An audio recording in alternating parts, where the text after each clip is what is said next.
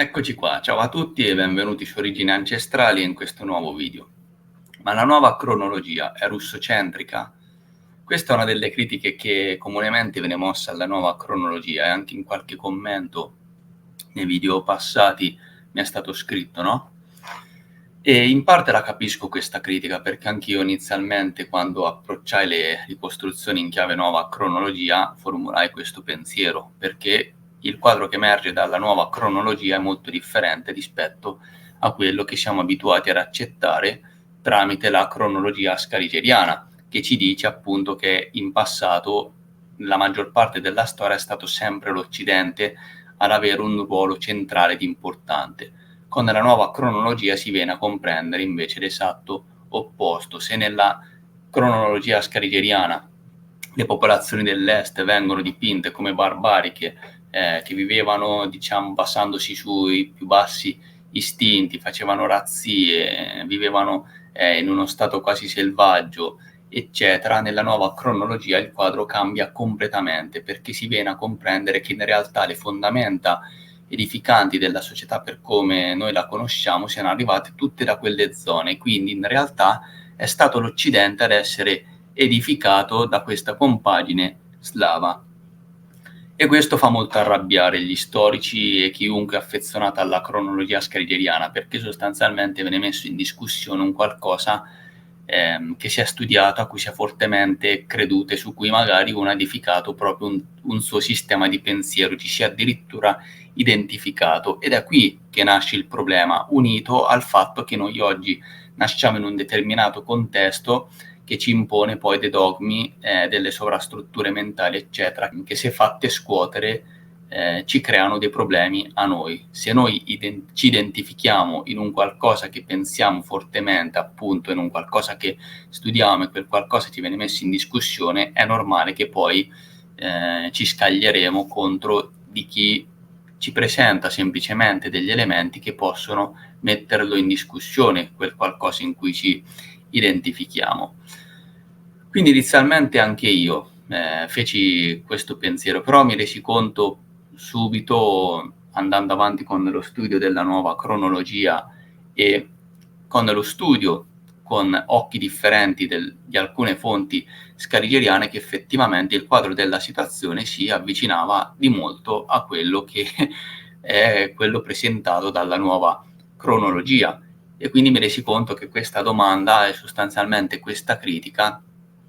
è mossa da una superficialità nel non conoscere la nuova cronologia, tutti gli elementi che la compongono e le considerazioni che sono alla base delle ricostruzioni storiche. E soprattutto mi sono detto, aspetta, perché alla fine noi studiamo una storia che è filo occidentale a livelli assurdi, e soprattutto qui in Italia siamo affezionati a questa storia perché l'Italia è al centro di tutto, no? Voglio dire, c'è stato l'impero romano che ha conquistato vari posti, ha esportato democrazia, ha esportato,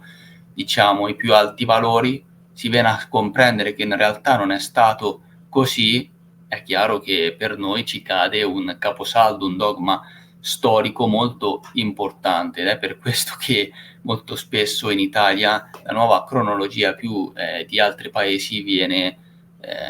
attaccata, ma anche ferocemente, e la comprendo anche questa situazione, però si deve avere poi l'onestà intellettuale di dire questa cosa qui, che voglio dire, non c'è un meglio e un peggio, c'è semplicemente un qualcosa che si basa su delle fondamenta concrete e reali, che come abbiamo visto nella cronologia scaligeriana non ci sono, perché sono fondamenta molto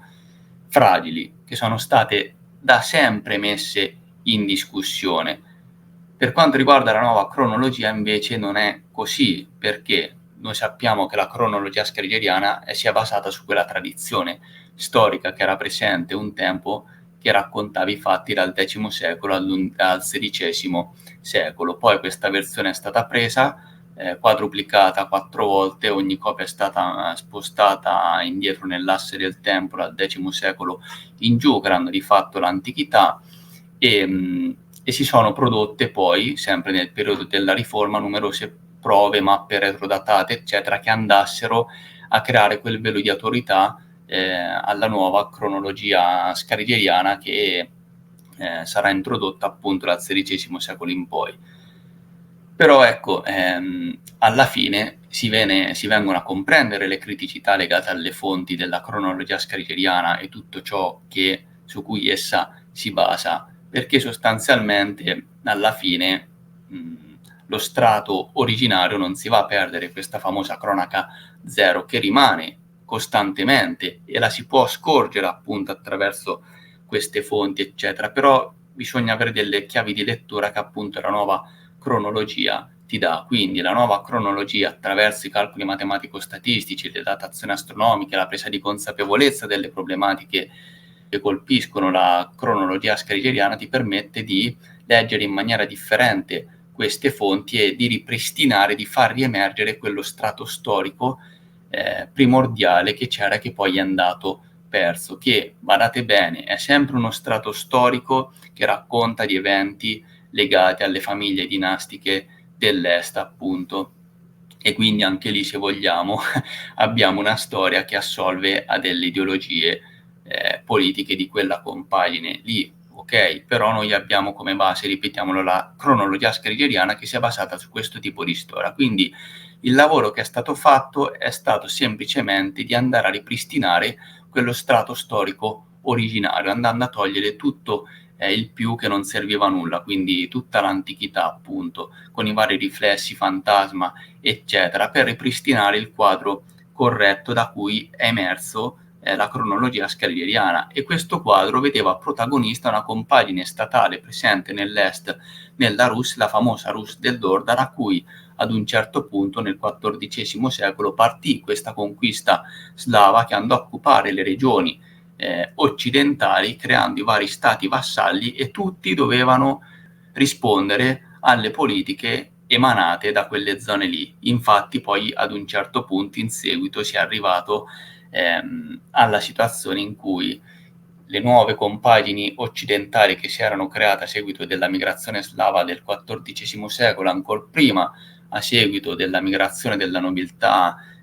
bizantina, insomma della Romea del XII secolo, dopo la guerra di Troia del XIII secolo, che andarono ad occupare quelle zone, le zone occidentali iniziarono ad emergere, nonostante dal XIV secolo in poi si erano costituite province di questa entità statale di origine appunto slava, di matrice slava, iniziarono a prendere sempre una maggiore autonomia, e si arrivò al XVI secolo in poi,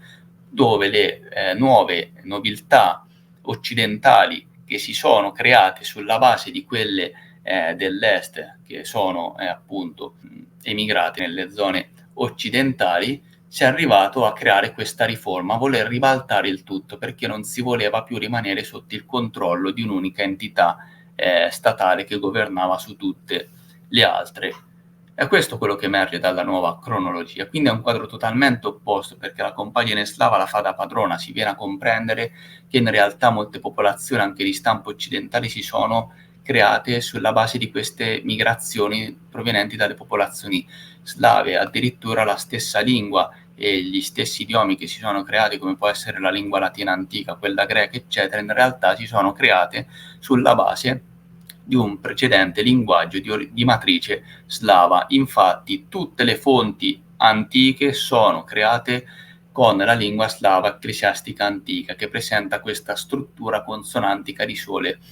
consonanti.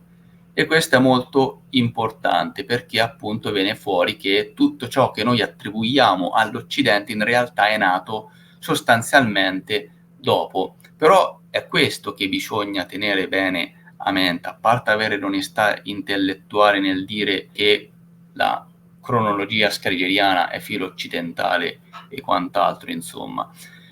Il punto principale è che se, ok, inizialmente è vero, molti eventi storici, anche considerati antichi, eccetera, in realtà sarebbero da ricondurre a tutte quelle zone lì della Rus e dell'Asia minore, della Turchia, ma perché sostanzialmente in antichità erano quelle le zone maggiormente popolate, sono state da sempre zone ricche, soprattutto quelle della Rus, di tanti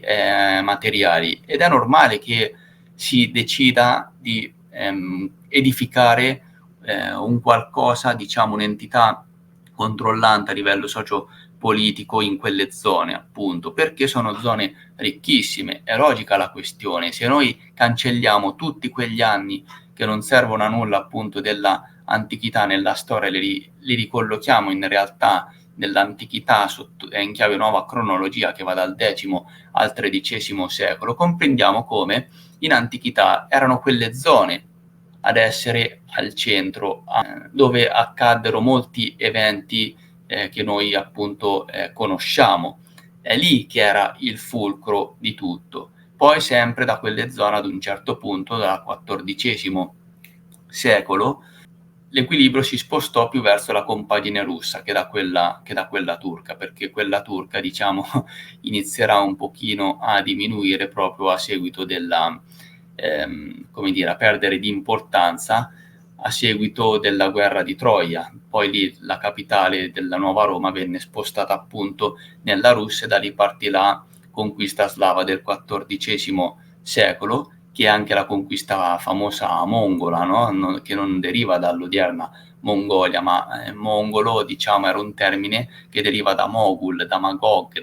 da Magna, da Grande, da Megalion, appunto, perché quella zona era talmente vasta da comprendere una moltitudine di popolazioni, sia turche che slave, appunto.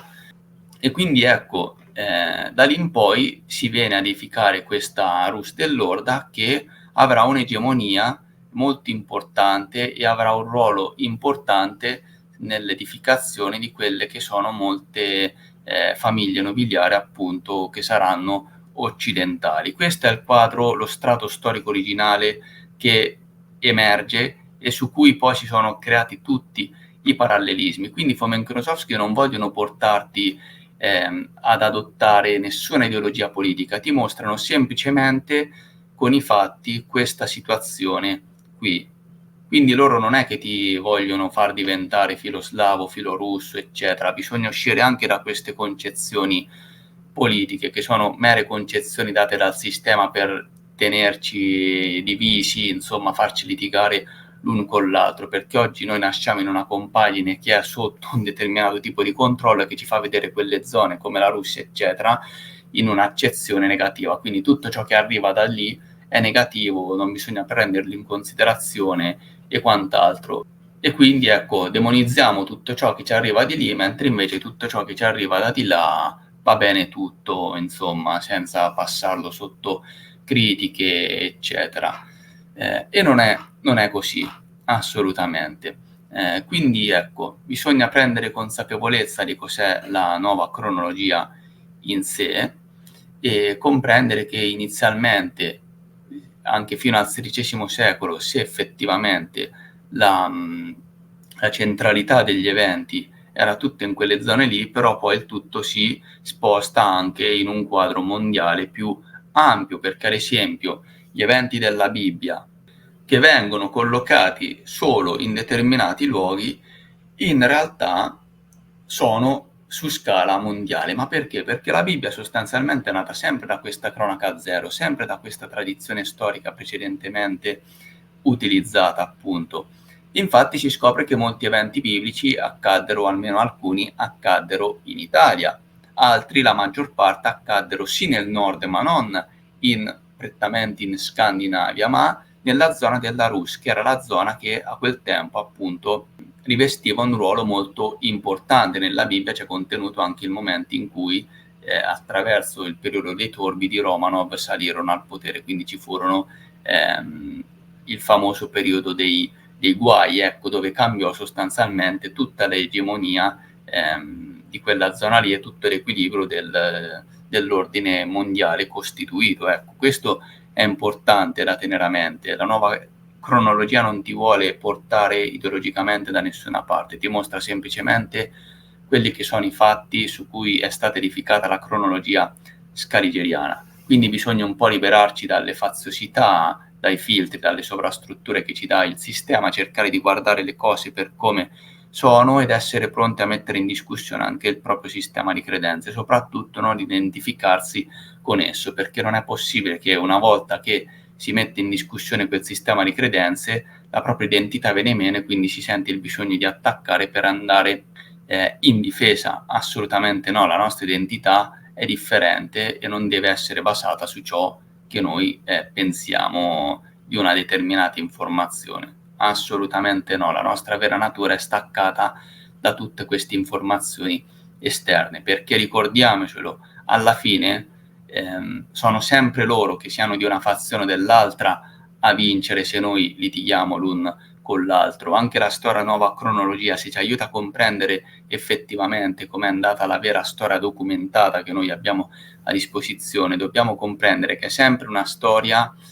ad appannaggio di una precedente dinastia, prima che quella filo-occidentale emergesse. Quindi noi bisogna cercare tra queste due realtà di andare nella via di mezzo, nella storia dell'uomo, che quella è importante perché ci permette di riconnetterci con la nostra vera essenza, di riscoprirci e di scoprire come appunto siamo arrivati piano piano ad essere stati tolti da un contesto naturale di armonia, come me la immagino io, per essere piano piano addomesticati e portati in una situazione che fosse molto più favorevole a queste dinastie di turno. Questo è l'importante. Io ragazzi spero di essermi spiegato, scusate se